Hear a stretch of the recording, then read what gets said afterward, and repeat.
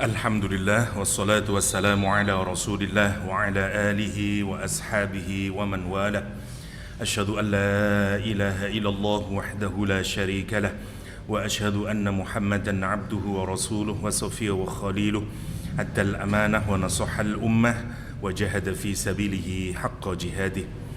Ikhwa fillah rahimakumullah, pagi hari ini insyaallah kita mentadabburi juz ke-29 dimulai dari surah Al-Mulk.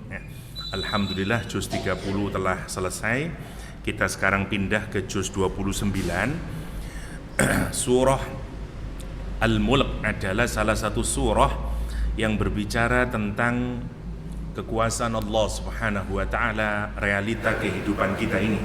Kalau kita petakan isi dari surah Al-Mulk itu, isinya adalah ada 5 bagian besar. Yang pertama, nanti kait-mengkait ya, untuk menghafalkan mudahnya adalah topik nomor 1 berkait kelindan dengan topik nomor 5 ya. Topik nomor 2 berkait kelindan dengan nomor 3, nomor 4 gitu. Dan terakhir adalah ada 6 wonten 6. 1 berkaitan nomor 6, 2 berkaitan nomor 5, 3 berkaitan dengan nomor 4 ya. Ada 6 bagian besar. Yang pertama berkenaan dengan kekuasaan Allah SWT. Nomor terakhir 6 berkenaan dengan kelemahan manusia. Jadi nyambung, diawali dengan kekuasaan Allah SWT, diakhiri dengan kelemahan manusia ya. Sampai disebutkan kalau sampai air itu diambil, memangnya kamu bisa dari mana lagi bisa mendapatkan air itu yang merupakan bahan utama kamu untuk bisa hidup itu. Betapa lemahnya kita ini, diambil air saja sudah tidak bisa hidup kita ini. Nah, makanya diawali dengan tabarok, diakhiri dengan min ma'in ma'in yang kata Al-Quran Karim di akhir surah Al-Mulk. Bahasan yang kedua berkenaan dengan Yaumul Qiyamah, berkenaan dengan surga dan neraka. Nanti kita membahas karakternya neraka, karakternya surga. Di bagian yang kelima berkenaan dengan kapan terjadinya Yaumul Qiyamah itu, yang sering kali masih dipertanyakan oleh banyak orang-orang yang imannya lemah atau bahkan orang kufur, orang kafir yang bertanya, adakah hari kiamat itu? Memang disembunyikan, hatta Rasulullah SAW tidak mengetahui kapan hari kiamat ya. Itulah yang membuat perbedaan antara orang yang beriman dengan orang yang tidak beriman. Bahasan yang ketiga adalah bahasan tentang ancaman yang bisa Allah berikan kepada manusia itu, bukan nunggu nanti yaumul qiyamah, nunggu hari ini saja Allah bisa memberikan ancaman kepada manusia. Dan di nomor 4-nya adalah berkenaan dengan kehidupan kita yang juga singkat. Jadi matching ya. Kekuasaan nomor 1, kalau kita urut dari depan ya, kekuasaan Allah, surga neraka, ancaman di dunia ya. Atau kalau saya mudahkan untuk mengingat kekuasaan Allah, siksaan di akhirat, siksaan di dunia, kehidupan singkat di dunia, pertanyaan tentang kehidupan akhirat, dan kelemahan manusia. Itu urutannya ya. Sehingga kita mudah untuk mengingat topik yang ada di dalam surah Al-Mulk. Oke, kita langsung mawon. Bismillahirrahmanirrahim. Tabarakalladzi biyadihil mulku wa huwa ala kulli syai'in qadir. Surah ini memiliki beberapa nama. Yang pertama disebut dengan surah Al-Mulk. Yang kedua disebut dengan surah Al-Mani'ah, pencegah. Disebut juga dengan surah Al-Munjiyah, penyerangan. Disebut juga dengan As-Safa'ah, juga boleh, surah yang nanti memberikan safa'ah. Tapi yang paling umum surah ini ada punya nama 3 itu. 1 Al-Mulk, 2 Al-Mani'ah, 3 Al-Munjiyah. Ada 3 nama. Mari kita lihat yang pertama. Al-Mulk artinya kekuasaan atau kerajaannya Allah Subhanahu wa taala. Dari namanya saja kita sudah tahu pembicaraan yang menjadi sentral dari surah ini adalah kesadaran akan kekuasaan Allah Subhanahu wa taala. Karena kalau kita ini sadar akan kekuasaan Allah Subhanahu wa taala, insya Allah mudah kita ini taat kepada Allah Subhanahu wa taala. Gini toh, kita ini punya karakter manusia itu Seperti satu, karakter kalau ada orang berbuat baik kepada kita, kita ini akan cenderung untuk mentaati orang tersebut. Semakin banyak orang berbuat baik kepada kita, maka kita ini akan mudah untuk mentaati orang tersebut. Ini rumus sudah tentang karakter manusia. Kata dalam bahasa Arab, al-insan abidul ihsan. Manusia adalah budak dari kebajikan yang dia terima. Pasti ngoten manusia niku. Yang kedua, kita ini kalau mengetahui kekuasaan seseorang, semakin powerful kekuasaan seseorang, semakin membuat kita ini rendah diri. Semakin kita tertunduk, dan kalau kita ini sangat kuasa, berhadapan dengan orang yang amat sangat kuasa, maka semakin kita tidak berani berontak, kecuali semakin taat. Polisi nih sama komandannya siap 86, tidak berani dia, tolong anu gini, siap 86. Anak buah itu sama bosnya nurut dia. Kenapa kalau kita pikirkan? Karena bosnya lebih powerful dari dia. Guru-guru di sebuah sekolah nurut sama kepala sekolah. Kenapa? Kepala sekolah lebih powerful daripada guru biasa, dan seterusnya. Pak Gubernur meskipun serius, tapi dia nurut akan sama, dan seterusnya lah sampai ke atas. Sampai ke atas. Nah, mesti nih di demokrasi presiden kudu nurut kalau rakyat, karena rakyat lebih berkuasa. Tapi kenyataannya betul ngoten. Ini yang menarik. Jadi ini kuwateke menungso. Kalau kita ini berhadapan dengan yang lebih berkuasa, kita ini secara ruhaniyah akan mudah untuk mentaati. Surah ini menggambarkan kekuasaan Allah Subhanahu wa taala. Karena itu disebut dengan Al-Mulk. Kerajaan Allah, kekuasaan Allah. Makanya raja bahasa Arabnya adalah Malik. Seperti di surat An-Nas, Qul a'udzu birabbin nas, malikin nas, rajanya manusia. Kalau disebut dengan Malik, menjadi pemilik yang maha memiliki. Berasal dari kata al-milku. Kalau yang ini al-mulku. Al-mulku kerajaan. Limanil mulkul yaum. Nanti ketika semua orang ini sudah dimatikan semuanya, alam semesta ini sudah dihancurkan, dan kemudian dibangkitkan, Allah bertanya kepada seluruh makhluk saat itu, limanil mulkul yaum. Milik siapakah kekuasaan pada hari ini? Milik siapakah kerajaan pada saat ini? Milik siapakah power pada saat ini? Kata Allah Subhanahu wa taala. Enggak ada yang berani menjawab karena semuanya tidak punya kekuasaan nanti di mahsyar. Semua ketakutan, semua powerless. Satu-satunya yang punya kekuasaan hanyalah Allah Subhanahu wa taala. Limanil mulkul yaum lillahil wahidil qahhar. Kekuasaan hanyalah milik Allah Al-Qahhar. Nah, surah ini disebut dengan surah Al-Mulk karena menggambarkan Allah sebagai Al-Malik, Allah sebagai raja di raja. Yang kedua, surah ini disebut dengan surah Al-Mani'ah Al-Munjiyah. Nama surah ini Al-Mani'ah dari kata mana'ah mencegah, mani'ah pencegah, munjiyah penyelamat. Apa maksudnya? Kenapa surah ini disebut dengan surah yang mencegah, dengan surah yang akan memberikan penyelamatan? Ada satu riwayat dari Ibnu Abbas, qala daraba rajulun min ashabi Rasulillah sallallahu alaihi wasallam khiba'ahu ala qabrin. Ada seorang laki-laki bikin kemah, dia tidak tahu kalau di bawahnya itu adalah sebuah kuburan. Dulu kan orang Arab kalau sudah menjelang malam hari, dia tidak dapat, belum nyampe apa di tempat rest area. Kalau sekarang ya udah bikin tenda saja. Dia bikin kemah, di bawahnya itu wonten kuburan. Dia tidak tahu. Udah dipadak bikin kemah di situ. Wa huwa la yahsibu annahu qabrun. Dia tidak menyangka kalau itu adalah kuburan. Faidzan, tiba-tiba ternyata dia adalah qabru insanin, kuburan seseorang. Yaqra'u surah Al-Mulk hatta khotamaha. Faidzan, maka tiba-tiba ini adalah kuburan seseorang, yaqra, yang membaca orang tersebut di dalam kuburan ini surah Al-Mulk. Terdengar suara ada orang baca surat Al-Mulk, tabarakalladzi biyadihil mulku wa huwa ala kulli syai'in qadir wa ana la ahsibu annahu qabrun hatta khatamaha, sampai selesai dia membaca. Wah, merinding juga kita kalau gitu ya. Memang menarik ya, wong-wong soleh itu menarik. Sinten Abdullah bin Abbas ya, yang kuburannya wonten Taif sana itu.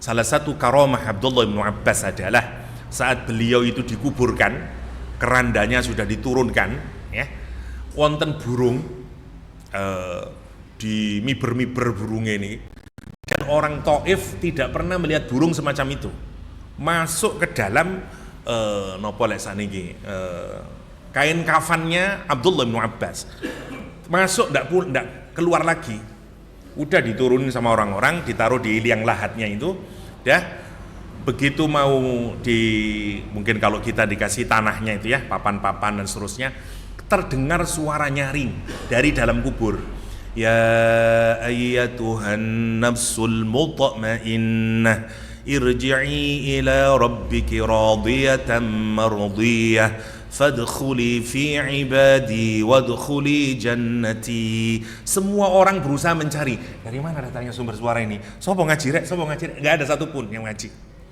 Dan itu terkenal ya, jenengan maos salah satu riwayat manaqibnya Abdullah bin Abbas, karomahnya itu karena beliau adalah turjumanul Quran, orang pahala ahlinya Al-Quran, sampai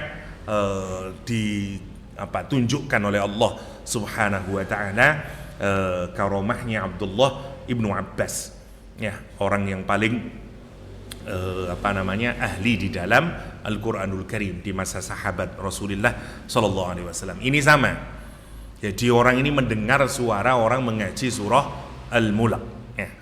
Begitu pagi, fa'atan nabiyya, maka orang tersebut mendatangi Rasulullah SAW. Faqal, dan dia bertanya kepada Rasulullah, ya Rasulullah, darabtu khibai, aku bikin kemah ya Rasulullah, ala qabrin, di atas sebuah kuburan, wa ana la ahsibu annahu qabrun, tapi saya nggak tahu kalau itu kuburan ya Rasulullah. Fa'idzan qabru insanin, ternyata dia kuburan seseorang, yaqra'u surah Al-Mulk, dan dia membaca surat Al-Mulk hatta khatamaha, sampai selesai dia baca. Faqala Rasulullah SAW, Rasulullah SAW kemudian bersabda, hiya al-mani'ah, surah Al-Mulk itu surah al-mani'ah, pencegah. Hiya al-munjiyah, dia adalah surah penyelamat. Tunjihi min adzabil qabr, menyelamatkan orang yang ada di dalam kubur dari siksa kubur. Jadi orang ini membaca surat Al-Mulk karena dia kalau mau disiksa jadi tidak jadi disiksa karena dia ahli surah Al-Mulk. Nanti banyak hadis-hadis yang lain menyatakan memang orang yang menghafalkan surah Al-Mulk salah satunya pahalanya adalah dia dihindarkan dari siksa kubur. Jadi monggo nanti dihafalkan surah Al-Mulk ya. Kok Al-Mulk Ustaz, bo Al-Asr nopo kan enteng lah kan.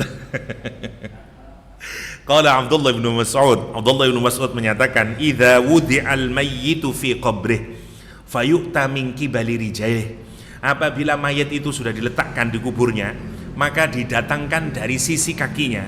Fayuqalu, mau disiksa ini ada malaikat yang mau dari kakinya mau menyiksa. Fayuqalu laisa lakum alaihi sabil fa innaha kana yaqumu bi suratil mulk ala qadamai. Dia mau disiksa dari arah kakinya, dikatakan kepadanya, enggak ada jalan bagimu untuk nyiksa dari kaki. Kenapa? Dia ini qiyamul lail dengan membaca surah Al-Mulk, dan dia berdiri di atas kedua kakinya sambil membaca surah Al-Mulk. Summa yu'ta min qibali ra'sihi, kemudian dia didatangi dari arah kepalanya. Ya, fayaqulu lisanuhu, lisannya kemudian berkata, laisa lakum alaihi sabil. Ya, lesan orang itu akan berkata, enggak ada jalan kamu untuk menyiksaku dari sini. Innahu kana yaqra'u bi surah Mulk. Lidahnya orang ini digunakan untuk membaca surah Al-Mulk. Summa qala hiya al-mani'ah min adzabillah. Semua kemudian dikatakan bahwa surah Al-Mulk adalah surah yang mencegah dari azabnya Allah Subhanahu wa taala. Niki hebate surah Al-Mulk. Subate surah Al-Mulk. Bahkan waruwiya dan diriwayatkan anna man qara'aha, siapa yang membaca surah Al-Mulk kulla lailah, setiap malam, lam yadurruhu al-fattan, tidak akan memberikan mudarat kepadanya fitnah-fitnah, orang yang memfitnah kepada dia. Makanya salah satu tradisi yang diajarkan Rasulullah SAW sebelum tidur adalah membaca suratul Mulk, surah Al-Mulk. Ya, ini fadilahnya surah Al-Mulk. Yang kedua, fadilahnya surah Al-Mulk. Masih dari Abdullah bin Mas'ud, Rasulullah SAW menyatakan, wadidtu anna tabarakasmu rabbik tabarakalladzi biyadihil mulk fi qalbi kulli mu'min, kata Rasulullah. Aku ini amat sangat senang kalau sesungguhnya surah Al-Mulk itu, tabarakalladzi biyadihil mulk fi qalbi kulli mu'min, kata Rasulullah, ada di dalam hati setiap orang yang beriman pada Allah SWT. Nah, kalau ada dalam hati berarti dinapakan? Diapalakan, ngaten. Rasulullah itu seneng kalau surah Al-Mulk itu ada di dalam hati kita. Makanya nanti monggo diusahakan kita ini berusaha menghafalkan surah Al-Mulk. Sedikit-sedikit insyaallah bisa dihafalkan. Yang terakhir, surah Al-Mulk dapat memberikan pertolongan nanti.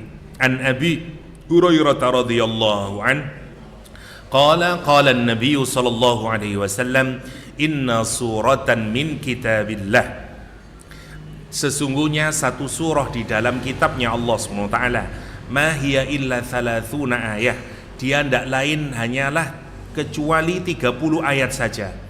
Ya, syafaat li rajulin, akan memberikan pertolongan kepada seseorang, hatta akhrajathu minan nar, sampai surah tersebut mengeluarkan mukmin tersebut dari nerakanya Allah SWT yaumal qiyamati, di hari kiamat, wa adkhalathul jannah, dan memasukkannya ke dalam surga, wa hiya surah Tabarak, sesungguhnya surah itu adalah surah Tabarak. Diriwayatkan oleh Imam Tirmidzi, kata Imam Tirmidzi, hadis ini adalah hadisun hasanun, hadis hasan. Jadi ini makanya disebut dengan syafaat, dia memberikan pertolongan. Ini saking baiknya ya, karena kita ini kalau mikir ya, lesan saja, lidah ini, mulut kita ini kalau digunakan untuk membaca Al-Quran, azab Allah tidak bisa ya, tidak menyiksa kita. Sekarang bagaimana lagi kalau orang itu menjalankan isinya Al-Quran, pandangan matanya sesuai dengan Al-Quranul Karim, telinganya ngikutin Al-Quranul Karim, berjalannya ngikutin Al-Quranul Karim, semua karakternya ngikutin Al-Quranul Karim. Bagaimana lagi dia bisa disiksa? Masya Allah. Karena itu ini pentingnya kita ini terus menerus mengapresiasi Al-Quranul Karim, mulai mendengarkan, membaca, memahami, mengamalkan, mentadaburinya, dan seterusnya, dengan harapan kelak kita mendapatkan pertolongan dari Allah Subhanahu wa taala melalui Al-Qur'an ini ya. Mari kita sekarang lihat tafsir dari surah Tabarak, atau nama lain surah ini ya saya lupa. Nama lain juga disebut dengan surah Tabarak. Jadi ada 4 ya. Al-Mulk, Tabarak, Al-Mani'ah, Al-Munjiyah. Ini nama surah Tabarak. Bismillahirrahmanirrahim. Tabarakalladzi biyadihil mulku wa huwa ala kulli syai'in qadir. Tabarak, penuh keberkahan. Tabarak mengikuti wazan tafa'ala, tabaraka ya. Kata ini berasal dari kata al-barakah, dari kata barokah ya. Sebenarnya bisa wazan yang sederhana adalah barokah ya, barokah, atau bisa mengikuti wazan tabaraka. Di dalam Al-Quran kita mendapati Allah Subhanahu wa taala menggunakan kata tabarak ya, untuk menunjukkan makna penguatan lagi. Karena kalau mengikuti wazan tabarak maknanya penuh keberkahan, karena nemen berkah ini. sangat barokah maksudnya. Mari kita lihat apa sebenarnya makna dari barokah nih. Kata barokah berasal dari huruf 3 nih ya, ba, ro sama kaf. Setidaknya kita akan mendapati ada 3 makna untuk kata barokah ini. Yang pertama, maknanya as-subut wal luzum wal istiqrar. Tetap mantap atau teguh, namanya tabarak. Makna nomor 1. Barokah itu sesuatu disebut barokah kalau dia tetap, kalau dia teguh, kalau dia stabil. Ada misalnya apa sajalah sesuatu yang menunjukkan keteguhan, ketetapan, kestabilan, namanya barokah. Gambaran ini di dalam bahasa Arab digambarkan, ini lagi-lagi bagusnya bahasa Arab itu gitu, dia selalu punya gambaran fisiknya untuk kita memudahkan memahami. Kalau ada unta yang berjalan, kemudian untanya berhenti, terus dongkrok, ya, kakinya terus ditekuk gini, sudah tidak mau berjalan lagi dia, dipecut, diapain enggak, udah diem aja gini. Orang Arab menyebut burikal ibil, ya, unta ini berkah, karena untanya berhenti, udah tidak mau bergerak lagi. Namanya as-subut atau al-luzum, dia berhenti, plek, nggak mau lagi. Atau gambarannya kata barokah itu dipakai kalau ada burung yang ngambil air di oasis, matur sebaduan. Kalau ada burung ngambil air di oasis, datang burung ini, terus ngambil airnya, dia diem lama ngambil air itu. Nah, orang Arab juga menyatakan burung barokah, dengan makna burung itu tetap berada di situ untuk mengambil air. Namanya burik, ya, atau barokah. Nomor 1. Nomor 2, kata barokah itu bermakna an-nama atau an-numu, ya, an-nama wa ziyadah, tumbuh berkembang. Jadi makna yang pertama stabil, teguh, tetap. Makna yang kedua barokah itu adalah an-numu wa ziyadah, bertambah, growing dia. Nah, misalnya waqila maknanya dama atau sama, ya, tetap, atau wa huwa ad-daim allati la awwala liwujudihi wa la akhira lidawamihi. Jadi begini, yang menarik kalau kita kaitkan dua kata ini, yang pertama tetap teguh, ya, atau stabil, makna yang kedua tumbuh berkembang. Biasanya kedua makna ini tidak bisa menyatu. Kenapa? Karena sesuatu yang tumbuh berkembang semakin tinggi, biasanya semakin labil nopo semakin stabil, semakin teguh nopo semakin goyang. Sesuatu kalau bertambah tinggi, goyang. Kalau kita numpuk sesuatu ini, semakin tinggi dia, mulai dia gini. Nah, barokah niku mboten ngoten. Barokah itu dia semakin bertambah, tiap hari makin bertambah. Tapi dengan bertambah dia semakin kokoh. Namanya barokah. Ya. Makanya itu para ulama nanti mengartikan barokah dengan az-ziyadah fil khair. Bertambahnya kebaikan, bertambah terus. Misalnya, ya, kita ini punya anak. Dari kecil anak kita ini memberikan kebaikan buat orang tuanya. Bertambah baik lagi, dan dia semakin kokoh.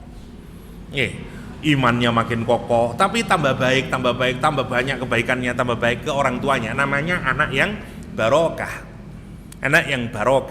Karena bertambah kebaikan tapi sekaligus juga makin kokoh. Namanya barokah. Yang terakhir, barokah bimakna taqaddasa, menyucikan, ya. Tabaraka ay al-hasan ay tabarak, kebaikan, kebersihan, kesucian, itu juga barokah. Dari makna ini semuanya terkumpul kata barokah. Jadi intinya barokah itu kalau ada sesuatu yang semakin bertambah kebaikannya, tapi juga semakin kokoh, namanya barokah. Jenengan bikin bisnis, tambah maju, barokah. Tapi terus wis dhuwur langsung ngambruk, nah namanya mboten barokah malih, Bun. barokah itu terus. Nggih. Kula nonton teng YouTube pusat oleh-oleh Kota Malang, Kota Batu, namanya Ken Dedes. Menarik, kula tonton ceritanya ini anaknya seorang kiai di Pati sana.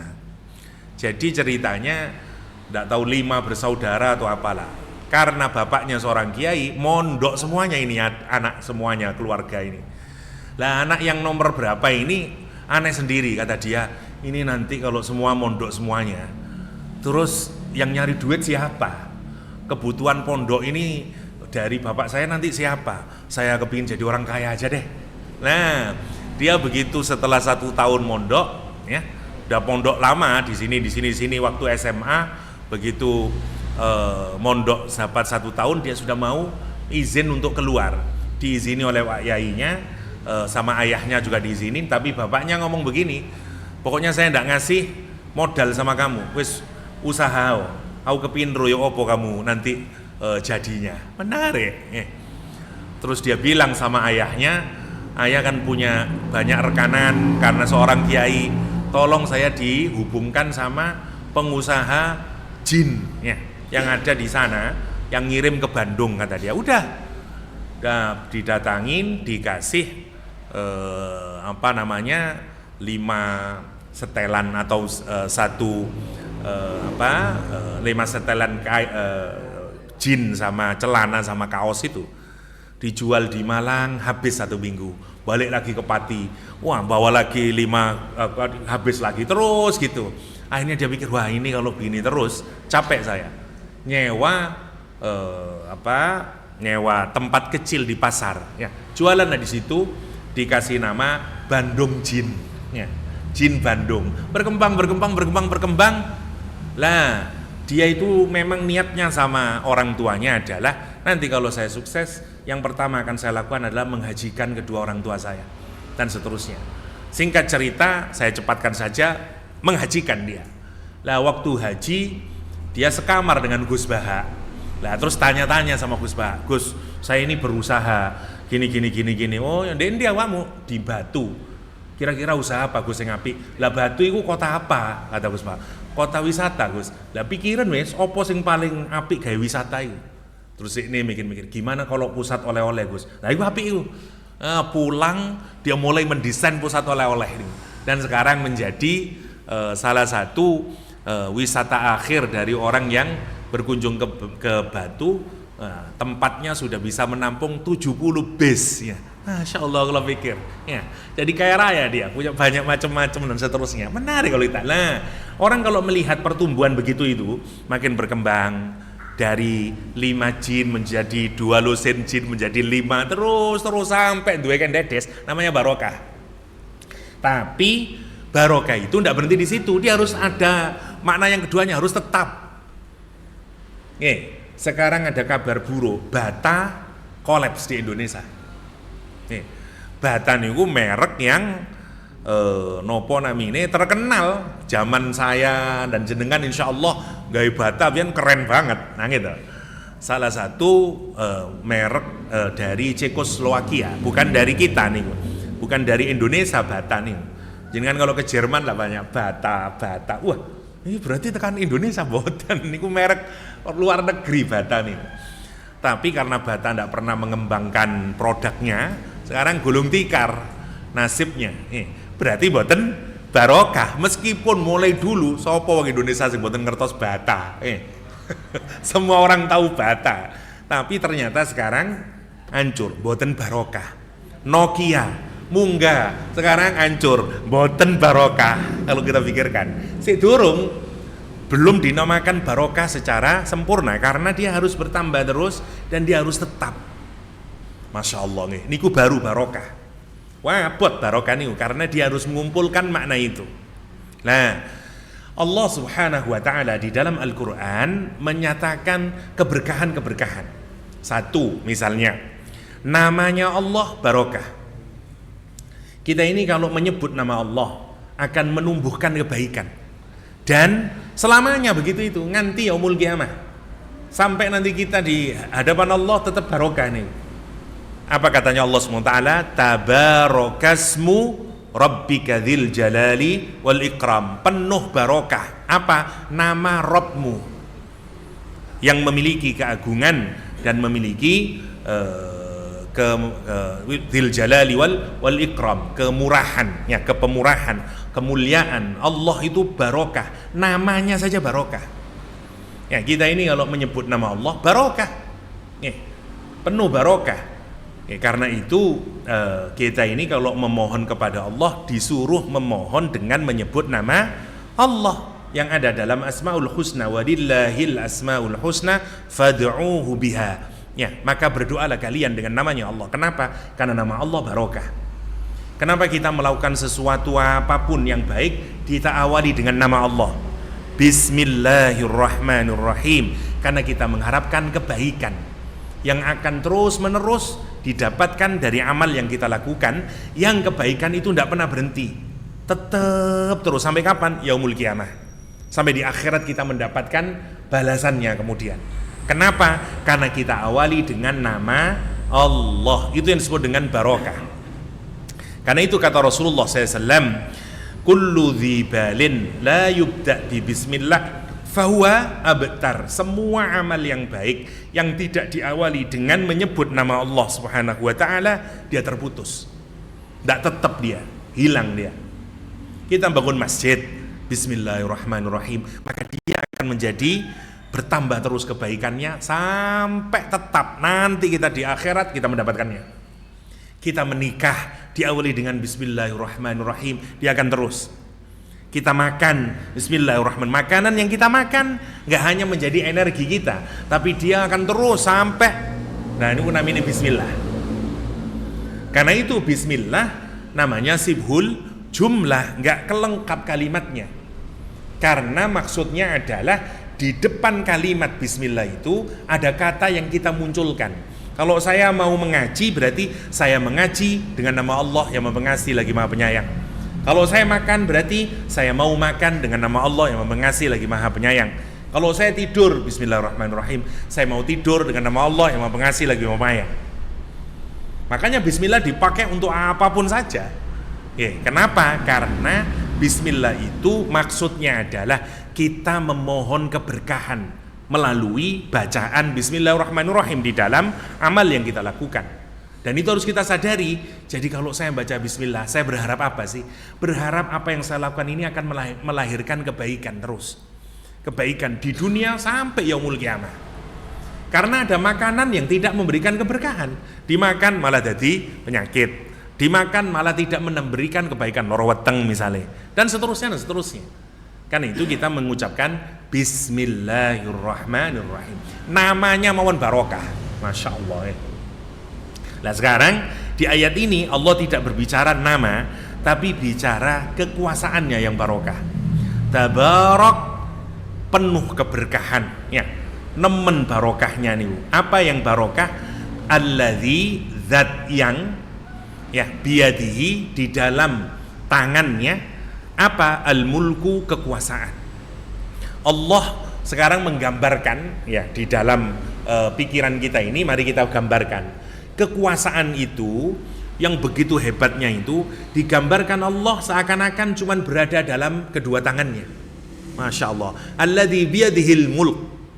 Itu untuk menggambarkan apa? Remeh-temehnya kekuasaan itu bagi Allah Subhanahu wa ta'ala. Kalau jenengan ngomong, dia berada dalam genggaman tangan saya, itu kan untuk menunjukkan apa? Cemen wis, semuanya ada dalam genggaman tangan saya. Ya, karena wis malang wis di tanganku kabeh. Wah, ini kan saking menunjukkan apa? Kekuasaannya yang begitu sangat kuasa ini. Lah Allah Subhanahu wa taala menyatakan semua kekuasaan. Sekarang kita pikirkan, Allah menguasai apa? Menguasai semuanya. Di dunia ini ada orang yang disebut dengan raja, ya, karena dia memiliki kekuasaan. Ya, misalnya Raja Jawa. Nih, sekarang lagi rame Raja Jawa nih. Raja Jawa nggih punya kekuasaan, tapi berapa sih yang dikuasai oleh Raja Jawa? Raja Jawa ndak menguasai hidup jenengan, ndak menguasai rumah jenengan, ndak menguasai tubuh jenengan, Tidak menguasai pikiran jenengan. Banyak yang tidak dikuasai. Tidak menguasai pohon-pohon yang dimiliki jenengan. Enggak. Dia menguasai mungkin pemerintahan, menguasai pemilu, menguasai mungkin ya, dan seterusnya dan seterusnya. Lah, tetapi lihat kalimatnya. Yang di tangannya kata Allah, al-mulk, semua kekuasaan. Yang menguasai dunia nggih Gusti Allah, menguasai corona Gusti Allah, menguasai tanaman, tumbuhan, hewan, manusia, hatta virus yang paling kecil semua berada dalam kekuasaan Allah Subhanahu wa taala. Lah kita itu harus disadari, ya Allah, iya ya. Coba kita pikirkan, memangnya kita kuasa apa? Wong semuanya itu sudah dikuasai oleh Allah Subhanahu wa taala. Kita bahkan tidak kuasa memanjangkan rambut kita. Kita tidak kuasa menentukan kapan saya mati, kapan saya hidup. Kita tidak punya kekuasaan. Kita juga tidak tahu besok kita ini akan masih hidup atau tidak. Besok saya bekerja atau tidak. Madza taksibu ghadan, kita tidak tahu. Kita juga tidak tahu kapan kita akan mati, di rumah mana, di tanah mana kita mati, bi ayyi ardin tamut, kita juga tidak tahu. Masya Allah kalau kita pikirkan itu, ya Allah, iya ya. Lah Allah itu menyatakan kekuasaan itu ya semua berada dalam genggaman tangannya Allah SWT, berada dalam tangannya Allah SWT. Alladzi biyadihil mulk, ya. Nah, gambarannya itu begitu, seakan menggambarkan betapa kuasanya Allah. Jadi Allah menyatakan maha keberkahan, ya, maha suci Allah SWT. Tabarakalladzi biyadihil mulk, yang menguasai segala kerajaan. Allah yang menguasai segala kekuasaan, segala kerajaan, Allah SWT. Nah sekarang ngeten, Allah mengaitkan kekuasaan dan kerajaan ya dengan keberkahan. Makna keberkahan itu tadi nopo?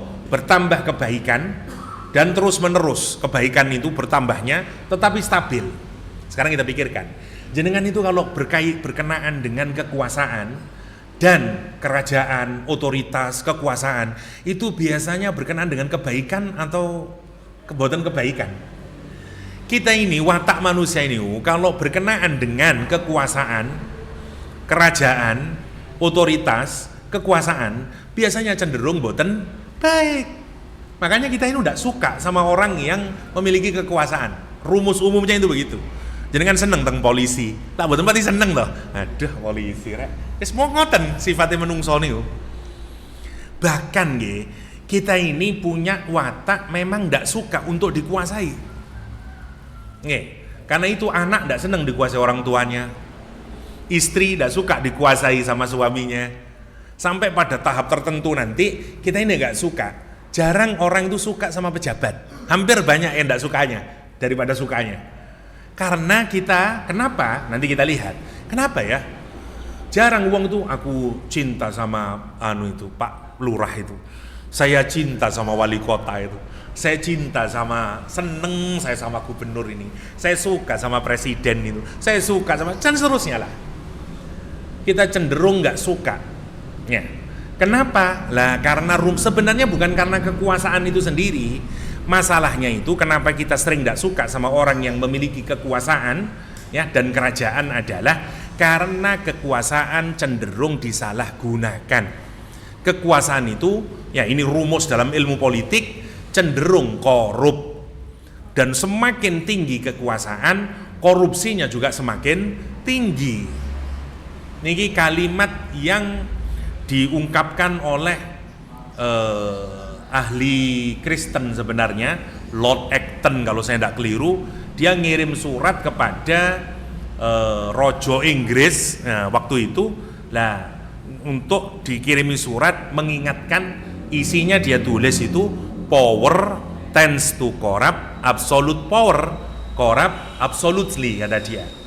Kekuasaan itu cenderung korup, cenderung disalahgunakan. Dan kekuasaan yang absolut, semakin absolut kekuasaannya, tambah penyalahgunaan. Dan kita menyaksikan. Makanya kemarin demo terus menerus.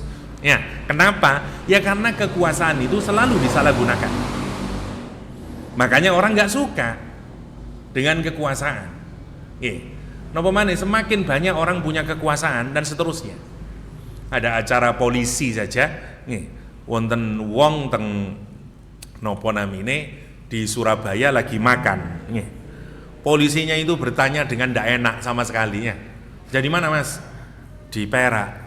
Iya, maksudnya itu Perak apa? Kamu orang makan ditanyain tapi seperti jadi rame. Terus ada yang perempuan itu, kamu itu ya matanya merah, pasti kamu jadi rame di Indonesia sampai kemudian gara-gara sikapnya yang arogan. Kenapa? Karena punya kekuasaan. Niki menarik kalau kita pikirkan itu ya. Nah, menariknya Allah SWT mengaitkan al-mulk dengan tabarak. Kekuasaan dengan bertambahnya kebaikan. Padahal rumus umumnya semakin orang itu bertambah kekuasaan, biasanya bertambah korupsnya. Wabot nggih wong mboten korups niku wabot. Apalagi kalau kita punya kekuasaan.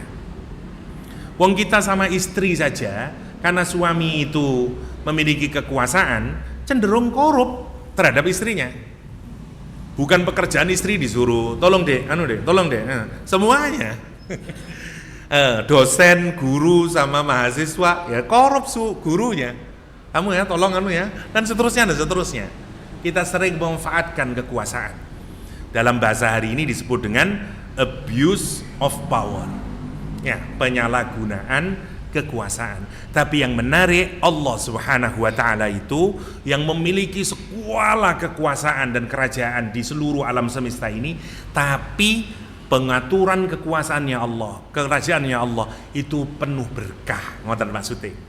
Akan bertambah terus kebaikan demi kebaikan demi kebaikan dan semakin stabil dan stabil. Kebaikannya juga semakin baik, semakin baik, semakin baik.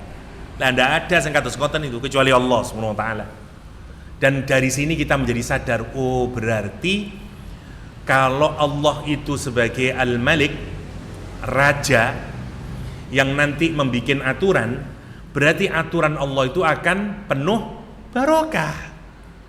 Syariah Allah akan penuh keberkahan. Kalau kita menjalankan aturan Allah berarti nopo? Nanti akan tumbuh keberkahan, kebaikan akan tumbuh, kebaikan akan tumbuh. Kenapa? Karena aturan Allah bermula dari Tabarakalladzi biyadil mulk wa huwa ala kulli syai'in qadir, dan dia Allah Subhanahu wa taala yang memiliki kekuasaan tadi. Ya. Ala kulli syai'in, atas segala sesuatu, qadir, maha kuasa. Bahkan Allah menunjukkan sekarang ini sebenarnya penjelasan dari kekuasaan Allah. Ada orang berkuasa misalnya seorang presiden berkuasa, mungkin berkuasa dalam hal-hal tertentu. Ya, tidak Allah Subhanahu wa taala, karena kekuasaan Allah terhadap segala sesuatu. Dia menguasai segala sesuatu. Qadir itu makna dasarnya yang maha menentukan. Dari kata qadir muncul kata kadar. Ini kadarnya sekian, yang ini sekian, yang ini sekian. Kalau kita ini punya kekuasaan, kemampuan untuk menentukan semuanya, enggak, kamu segini, kamu segini, kamu segini. Lah, itu namanya qadir.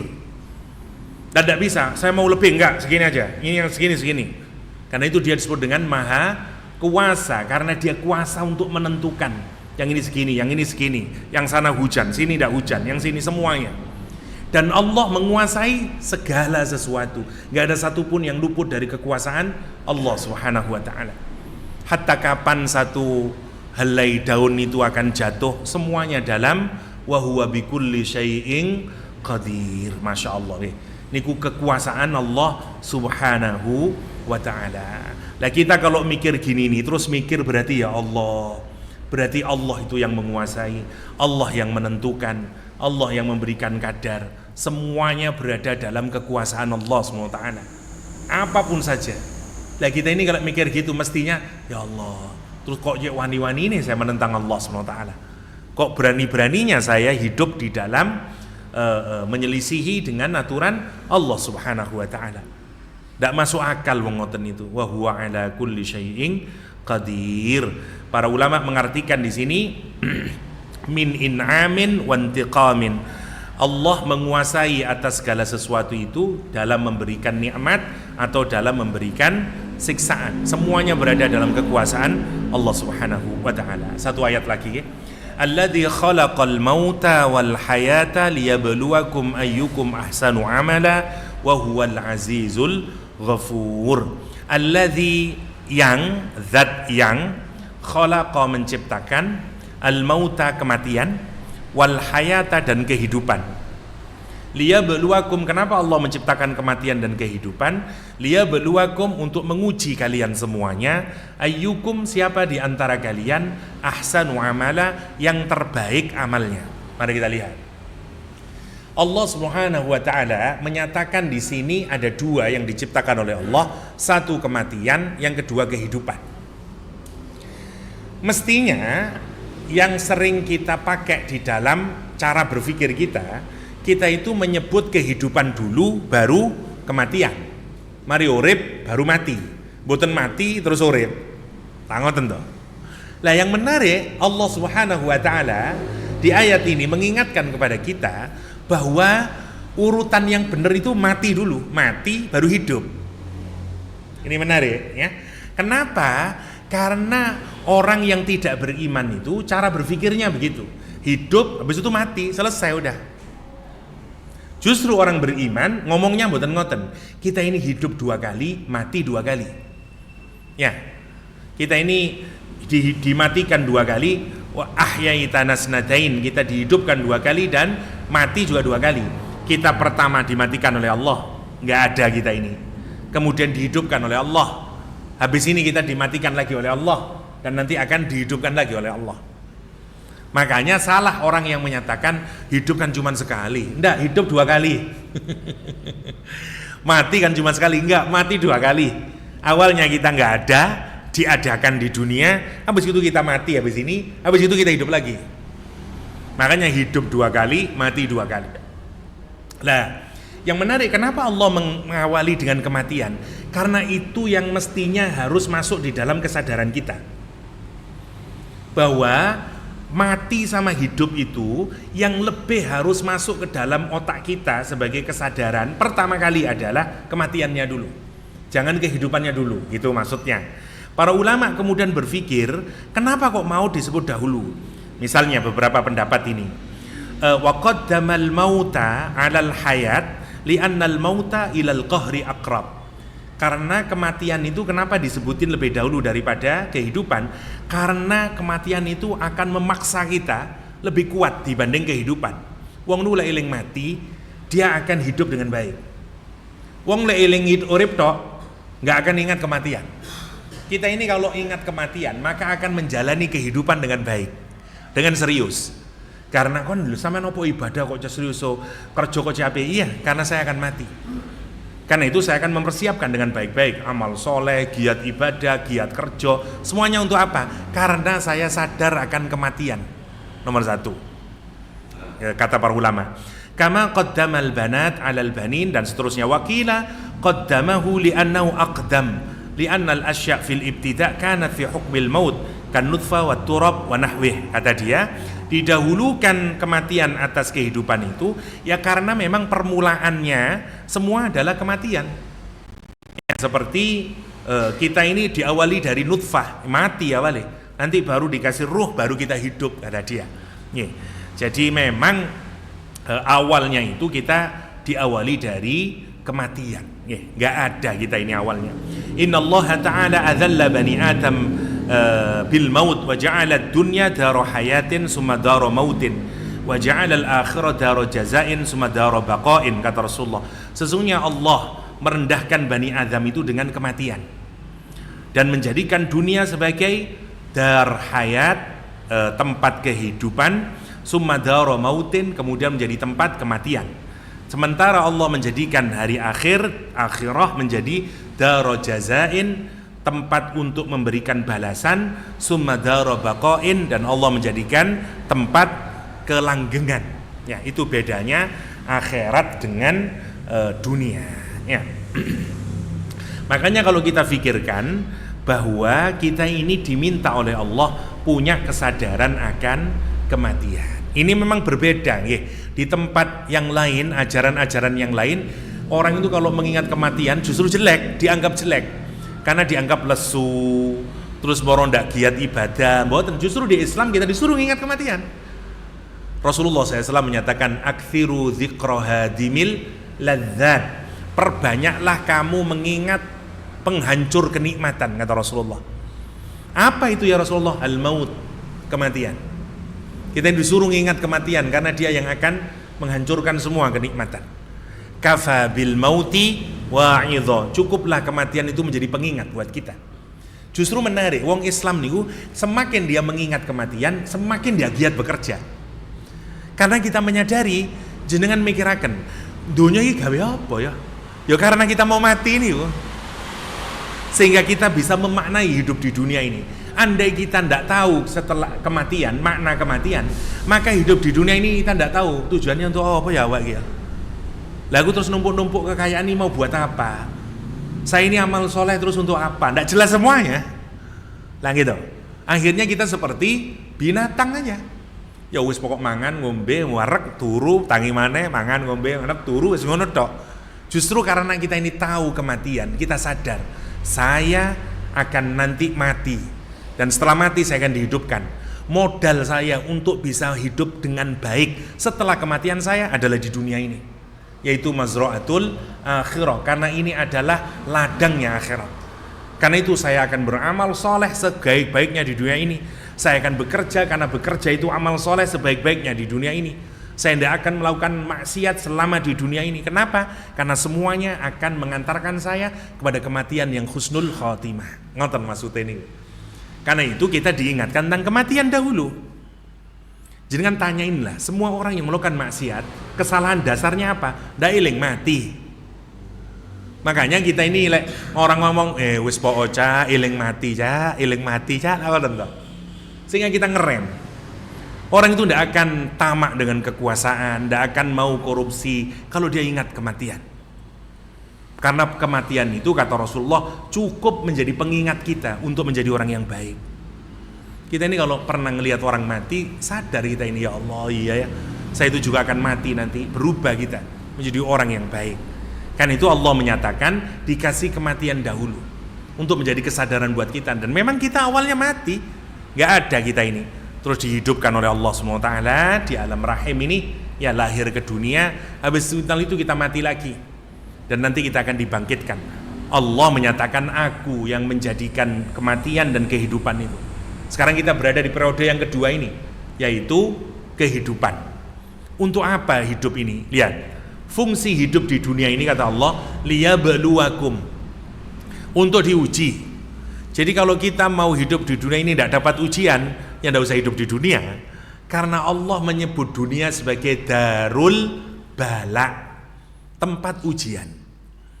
Ujian itu apa? Ono seneng, ono susah, ono sehat, ono sakit, ono duwe duwe, ono ndak duwe duwe, ono dipuji orang, dimarahin orang, ada dicaci maki orang, ada dielu-elukan oleh orang. Dan itulah dunia, namanya darul bala. Jenengan petani lah, mana ada orang di dunia ini yang seneng terus mboten wonten. Karena kita akan pasti mendapatkan fluktuasi kehidupan ini, naik turun dan seterusnya. Namanya liyabluwakum. Ujian itu ada dua kalau kita menggunakan kata bala di dalam Al-Quran. Ada bala, ada ibtila. Langit. Lek bala itu ujian secara umum, ibtila ujian khusus dan itu berat. Namanya ibtila. Seperti diuji sogeh, diuji punya kedudukan di masyarakat, dihormati masyarakat. Ini ujian berat. Ya, kata Allah SWT, fa'ammal insanu idza mabtalahu rabbuhu fa'akramahu wa na'amahu fayaqulu rabbi akraman. Kalimatnya mboten bala, ibtila. Ya, di sini kata bala, karena Allah berbicara secara umum. Hidup di dunia mesti wonten ujian. Durung duwe bojo ujian. Kapan re awake iki ana sing nglamar? Wis duwe bojo ujian. Kapan duwe anak iki? Wis duwe anak ujian. Kapan anakku nurut iki? Terus ngoten niku. Makanya jangan mengira bahwa orang itu kalau sudah menikah rasanya tenang, mboten. Kadang-kadang wong gak ngoten sadurunge nikah, aduh awakku iki re kok ndak iso bahagia ngene ya. Ya pancen sik durung nikah, engko lek menikah paling saya bahagia. Nikah ya sumpek maneh. Seterusnya orang itu sumpek, jangan dikira tidak pernah sumpek. Jomblo sumpek, nikah sumpek, terus. Tapi juga dengan begitu bukan berarti kita tidak mau menikah, bukan gitu juga. Karena memang karakter donya niku mesti wonten ujiane. Itu yang disebut Allah dengan liyabluwakum. Lah kenapa Allah memberikan ujian dalam hidup ini? Sedih, bahagia, sakit, sehat, dapat promosi jabatan, dapat pemecatan jabatan. Semuanya di dunia ini wonten niku. Untuk apa? Ayyukum ahsanu amala. Niku tujuannya. Siapa di antara kalian yang amalnya lebih baik? Kalimatnya mboten banyak ya, mboten aktsaru amala, tapi ahsanu amala, yang amalnya lebih baik. Bukan terbaik, tapi lebih baik. Nah, ini penting. Ngeten nggih. Allah itu menyuruh kita dengan karakter urip teng donya niku sing terus wonten ujiane, fluktuasi kita ini, tujuannya adalah biar amal kita itu makin hari makin baik, makin hari makin lebih baik, makin lebih baik. Jenengan lek saged ngoten sukses. Namanya betterment bahasa sekarang. Semakin tambah baik, tambah better, tambah better, tambah better, tambah better. Nggih. Jenengan tanyainlah sama pengusaha. Kenapa dia bisa menjadi usahanya lebih baik? Karena dia melewati ujian demi ujian. Boten wonten pengusaha itu dadi wapi sampai kemudian husnul khotimah kalau dia saya mulai buka Ustaz, langsung mulus terus Ustaz. Boten wonten. Ketipu wong, berangkat maneh, mari ngono sik ngene maneh, anak buahe nyolong, anu maneh terus mon. Dan dari situ dia mendapatkan pelajaran yang mahal, akhirnya semakin baik, semakin baik, semakin baik. Semua ngoten. Ini urusan dagang, urusan hidup nggih ngoten. Jenengan itu maunya dikasih istri, dikasih anak, dikasih nopo mawon dalam hidup lah. Kadang menguji kita. Tujuannya untuk apa sih? Agar kita ini semakin baik. Karena semua ujian itu harapannya kita semakin naik kelas lagi.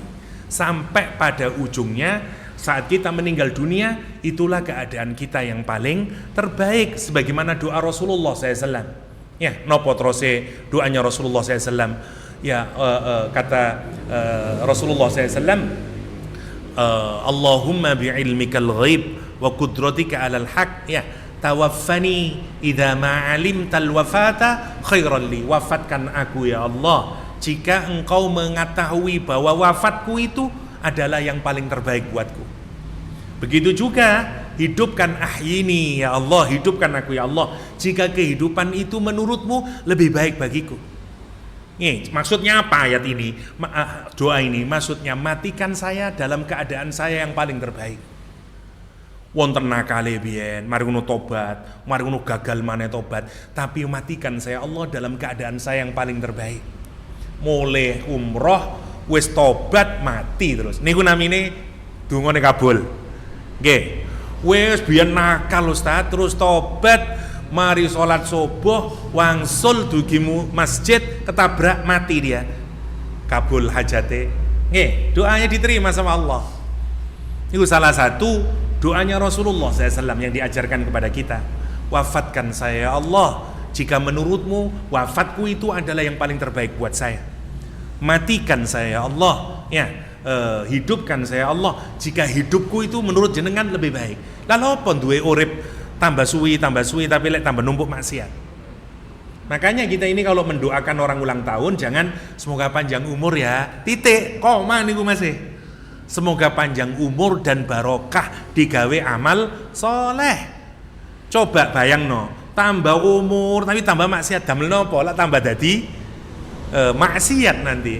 Ya, kita ini tidak kepingin panjang usia tapi tambah maksiat. Kita kepingin tambah usia tapi tambah kebarokahan. Terakhir, wahuwal azizul ghafur. Ya, jadi sekali lagi hidup di dunia ini darul bala. Karena darul bala mesti angsal napa? Angsal ujian. Lah ujian digunakan untuk agar kita makin hari makin baik. Makin hari makin baik. Dadi ngeten nggih Gusti Allah itu mboten minta perfection, minta betterment. Perfection itu penyempurnaan. Kon niku sing sempurna yo, salate sing sempurna, anunis mboten ngoten. Yang penting kita tiap hari itu makin baik, makin baik, makin baik. Karena itu Abdullah bin Amr niku kecewa. Karena dulu dia datang ke Rasulullah SAW, dia maunya malam itu sholat terus, siang dia puasa terus. oleh Rasulullah ojo ngono, dikurangi. Oh Abu Darda nggih, Abu Darda sanes Abdullah bin Amr Abu Darda. Kata Rasulullah SAW, udah kurangi aja. Sopo sih sing luwe apik? Aku ya poso, ya tapi ya mokel, aku ya dan seterusnya. Dan akhirnya dia itu, wah saya sholat bisa sepertiga atau saya bisa setengah malam ya Rasulullah. Oke, dia minta saya mau puasa tiap hari, jangan, kata Rasulullah. Wis, paling api itu adalah poso Daud. Tapi begitu dia sudah sepuh, nopo terus ya Abu Darda, saya ingat kula Abu Darda ini menyatakan, andaikan dulu saya mau dinasihati Rasulullah, maksudnya ndak mengambil yang wah masih 6 itu gua ya, wis kula sepertiga tiap malam lah, jam 2 kula tak sholat tahajud nganti subuh, nggih saya 6. Nih, makin tua padahal orang itu semakin hari mestinya semakin tambah baik, cek iso istiqomah terus. Lah itu yang disesalkan, kenapa? Karena sekarang sudah mulai kerasa wabot. Ya, karena awak wis sepuh. Lah itu kemudian Abu Darda menyatakan, kalau lah dulu saya mau menerima nasihatnya Rasulullah sallallahu alaihi wasallam. Monggo niku difikirkan, apakah saya semakin hari semakin tambah baik. Niku fungsi dari kehidupan ini. Wa huwal azizul ghafur, dan dialah Allah al-aziz, yang kedua al-ghafur. Allah yang maha kuasa, aziz yang maha tidak bisa dikalahkan. Al-aziz itu yang tidak pernah bisa dikalahkan. Dia aghlaba, dia selalu menang lawan siapapun. Ya, al-ghafur maha mengampuni. Kenapa Allah mengakhiri kalimat ini dengan dua sifatnya ini? Al-aziz, al-ghafur, begini ya. Karena Allah menyatakan, kamu tak letakkan di dunia sekarang. Kamu akan dapat ujian di dunia ini. Ujian macam-macam, kebaikan, keburukan. Tujuannya adalah agar kamu tetap menjadi yang lebih baik, tetap ibadahnya ngaku, tetap tambah api. Tapi aku tahu banyak manusia itu tetap kalah dengan nafsunya. Jangan ingat-ingat ya, kamu tidak akan pernah bisa mengalahkan kekuasaannya Allah. Allah itu Al-Aziz, ya tidak bisa dikalahkan. Kalau kamu terus maksiat sama Allah, hancur kamu. Karena Allah itu Al-Aziz. Kita akan menyadari terus, ya Allah, ya aku berhadapan dengan Al-Aziz yang maha powerful, maha kuasa, maha yang tidak bisa dikalahkan. Sehingga kemudian ya Allah, iya yang wedi kita. Karena Allah menutup dengan Al-Aziz. Kamu jangan ngenteng kamu tidak berhadapan dengan orang yang lemah. Ya, kamu dengan zat yang lemah, tapi zat yang belum pernah bisa dikalahkan oleh siapapun. Ya, kenapa? Karena dia Al-Aziz. Dan yang terakhir Al-Ghafur. Terus kita merasa, lah ngono terus ya apa lah wong aku iki duwe salah. Ya Allah mengakhiri dengan kalimat Ghafur. Iya, sing penting kalau kamu melakukan perbuatan salah, bertaubatlah kepada Allah. Karena Allah itu Al-Ghafur. Jadi ayat ini indah sekali. Yang jelas kita ini akan diuji oleh Allah hidup di dunia.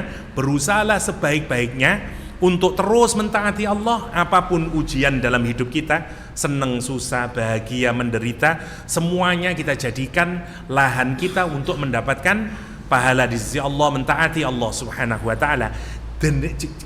Tapi kalau kita ini tetap terjatuh ke dalam maksiat, ingatlah kita sedang memaksiati Al-Aziz yang tidak bisa dikalahkan, yang hukumannya sangat kuat. Dan karena itu segera bertobat. Karena seberapa besar pun dosa yang kita lakukan, Allah Al-Ghafur, dia akan menerima dan mengampuni dosa-dosa yang kita lakukan. Demikian yang bisa saya sharingkan. Semoga ada manfaatnya. Hadanallahu iyyakum ajma'in. Wa sallallahu ala nabiyyina Muhammadin wa alihi wa sahbihi wasallam.